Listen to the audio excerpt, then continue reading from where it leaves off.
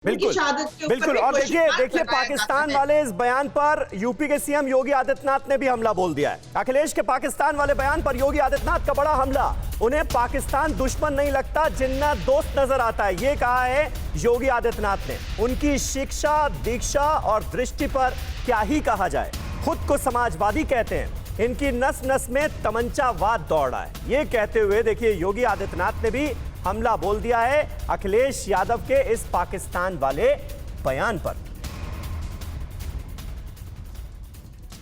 तो अब यूपी की आम जनता को भी जरा सुन लिया जाए। यूपी के लोग नहीं चाहते कि चुनाव में पाकिस्तान की एंट्री हो और पाकिस्तान कोई मुद्दा बने।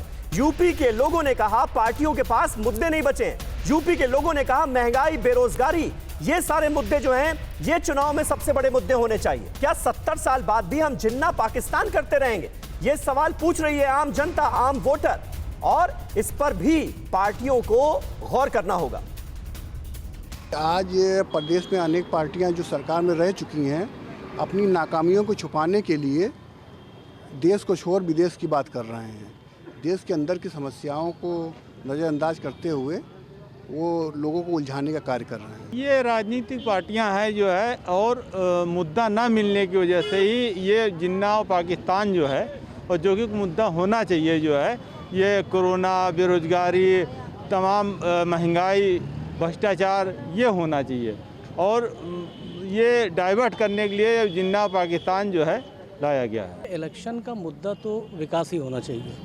बाकी चीज़ें जैसे रही जिन्ना पाकिस्तान, ये तो सब भटकाने वाली चीज़ें हैं। हम लोगों के यहाँ क्या, बल्कि जहाँ भी देख लीजिए कहीं भी इलेक्शन होता है तो उसमें विकास मुद्दा होता है, न कि मतलब कोरोना या ये ले लीजिए या जिन्ना या पाकिस्तान, ये पार्टियाँ अपने आप का छुपाने के लिए।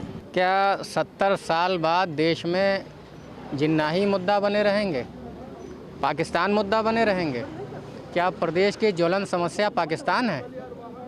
आज देश बेरोज़गारी, महंगाई, भ्रष्टाचार, पेट्रोलियम पदार्थों के बढ़ते हुए दाम, शिक्षा का गिरता हुआ स्तर, स्वास्थ्य सेवाओं की कमी, आज देश उनसे जूझ रहा है।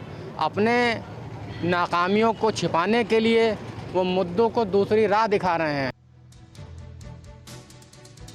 देखिए इन तमाम बातों का लबोलबाब यह है कि जनता को कम समझदार समझने की भूल कोई भी राजनीतिक दल करे ना। असल मुद्दे क्या हैं और कब असल मुद्दों से भटकाने की कोशिश हमारे राजनीतिक दल करते हैं, हमारे नेता करते हैं, जनता बखूबी जानती है। हमारे साथ इस्लामाबाद से कसवर कलासरा मौजूद हैं, हमारे सहयोगी हैं और इस चर्चा को बहुत देर से सुन रहे थे। कसवर, ये बताइए कि जब पाकिस्तान का जिक्र बार बार होता है, आई एम श्योर वहां के मीडिया में भी इस बात पर चर्चा हो रही होगी कि देखिए वहां पर 5 राज्यों में विधानसभा चुनाव होने हैं और पाकिस्तान, जिन्ना, ये सारे मुद्दों पर भी डिस्कशन चल रहा है। सुमित जी, आप बिल्कुल सही कह रहे हैं कि जब भी एक बड़ा इलेक्शन होता है या कोई बड़ा एक शोशा होता है वहां पे इंडिया में, तो पाकिस्तान में मीडिया इसको बड़े उसको कवरेज भी देता है और उसको फिर एनालिसिस भी करता है। लेकिन अनफॉर्चुनेटली इस दफा ऐसा नहीं हो रहा। पाकिस्तान के अपने इतने मसाइल हो गए हैं कि वो उनको इर्द गिर्द की कोई खबर नहीं है। इस वक्त पाकिस्तान में जो सरकार है, पाकिस्तान की तारीख की कमजोर तरीन सरकार है। और आप ये देखें कि एक दिन पहले प्राइम मिनिस्टर, जो एक निकोले राम स्टेट के प्राइम मिनिस्टर हैं, वो कह रहे हैं एक स्टेट टेलीविजन के ऊपर कि अगर मुझे निकाला तो मैं खतरनाक हो जाऊंगा। मतलब आप इस चीज को अंडरस्टैंड करने की कोशिश करें कि दुनिया तो जाए भाड़ में पाकिस्तान के लिए, टॉप मैन यहाँ पे बैठा हुआ है और उसको अपनी कुर्सी की फिक्र पड़ गई है, तो उसके लिए इलेक्शन, महंगाई, ये सारी चीजें सानवी हैसियत रखते हैं। तो यही वजह है कि फर्स्ट टाइम हम देख रहे हैं कि इलेक्शन हो या इंडिया के अंदर इतने बड़े मामलात हो रहे हैं, तो इस वक्त मीडिया के लिए तो वो कोई मायने नहीं रखता। तो पाकिस्तान में महंगाई की जो शरह है वो पाकिस्तान की तारीख की बुलंदियों को छू रही है। पेट्रोल कहीं पे चला गया है, बेरोजगारी हद से बढ़ गई है, और इस वक्त जहाँ पे गवर्नमेंट को अपने लाले पड़े हुए हैं, तो यही एक वजह हो सकती है कि शायद पाकिस्तान का जो मीडिया है या पाकिस्तान की सरकार है या जनता है, वो इंडिया का इतना ज्यादा रुख नहीं करेंगे, क्योंकि आगे अपने ही घर में लगे हुए तो बाहर क्या देखना है सुमित जी। सही बात है। डॉक्टर अभिषेक राय, इससे पहले जो यूपी की आम जनता की राय हमने आपको सुनाई, क्या आप मानते हैं कि राजनीतिक दलों को ये बात समझनी चाहिए कि असल मुद्दों पर ही डिस्कशन हो और अलग अलग पार्टियां जो चुनावों में किस्मत आजमा रही हैं वो इन पर अपनी राय रखें, ना कि जिन्ना पर, पाकिस्तान पर? ये सब मुद्दे हो गए पुराने, अब इसमें किसी की दिलचस्पी नहीं रही। समीर जी, मैं वही बात तो कह रहा हूं। मैं टीवी 9 की टीम को बधाई देता हूं कि उन्होंने उत्तर प्रदेश की जनता का जो मूल मंत्र है वो दिखाने का प्रयास किया है। ये जो भारतीय जनता पार्टी की सरकार है, जो अपनी नाकामियों को छिपाने के लिए सिर्फ हिंदू मुस्लिम करती है, इंडिया पाकिस्तान करती है, ये उसका भी जवाब नहीं देते। जब हमारे देश में 350 जवान शहीद हुए, पुलवामा अटैक हुआ, तब माननीय प्रधानमंत्री जी मैन वर्सेस वाइल्ड कर रहे थे, शो कर रहे थे। नहीं पता चला वो 350 किलो आरडीएक्स कैसे है हमारे देश में, और हमारे 350 जवान शहीद हो गए। उन शहीदों का क्या हुआ, उन शहीदों का क्या होगा, उनके घरों के लिए क्या किया गया, ये नहीं बता पाएंगे भारतीय जनता पार्टी के लोग। ये अखिलेश जी मानवता की बात करते हैं, अखिलेश जी बेरोजगारी की बात करते हैं, ठीक है डॉक्टर राय, बात करते हैं, डॉक्टर राय, वो महंगी बिजली की बात करते हैं। डॉक्टर राय मेरा सवाल सुनिएगा। प्रदेश बनाने जा रहे हैं, इंफ्रास्ट्रक्चर बिल्ड करने जा रहे हैं। ठीक है डॉक्टर राय, मेरा सवाल सुनिए। आप मानते होंगे कि पॉलिटिक्स में जो परसेप्शन होता है वो बहुत ज्यादा अहम होता है। अब चुनावों से ऐन पहले अगर हमारे देश के महापुरुषों के साथ जिन्ना का नाम लिया जाएगा अखिलेश यादव की तरफ से, तो उस पर आपके विरोधी जो हैं वो तो हमला बोलेंगे।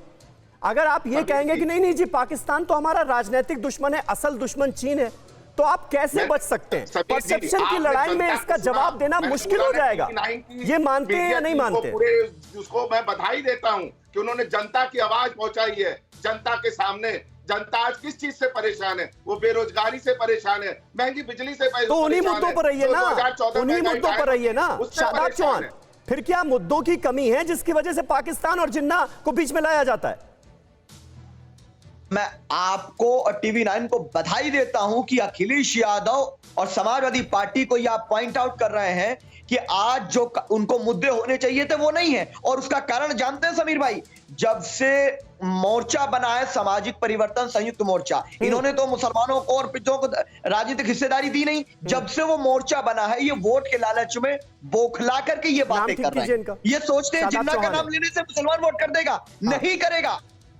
आप सोचते हैं पाकिस्तान का नाम लेने से मुसलमान वोट करेगा, नहीं करेगा। पाकिस्तान और जिन्ना को हम लोग ठुकरा चुके हैं। हमारे लिए वो लोग महत्वपूर्ण जिन्होंने भारत को चुना है, और हमने उस दिन भी भारत को चुना, आज भी भारत को चुनते हैं और हमेशा भारत के साथ रहेंगे। लेकिन अखिलेश यादव जी भाजपा के साथ मिलकर राजनीतिक लाभ के लिए मुसलमानों को कहीं ना कहीं टारगेट करने के लिए, उनको राजनीतिक अछूत बनाने के लिए इस तरह के शब्दों का प्रयोग कर रहे हैं। ये बात आपने कही कि अखिलेश यादव ही बीजेपी के साथ मिलकर ये सब कुछ कर रहे हैं। ठीक है, कोरोना धर्म नहीं देखता, जात नहीं देखता, अमीर गरीब ऊंच नीच नहीं देखता। कोरोना सिर्फ मौका देखता है, लेकिन आप उसे मौका मत दीजिए। बस इतना कीजिए, जब कभी दफ्तर से बाजार से घर लौटिए तो इतना ख्याल जरूर रखिए कहीं आपके साथ कोरोना आपके घर तो नहीं जा रहा।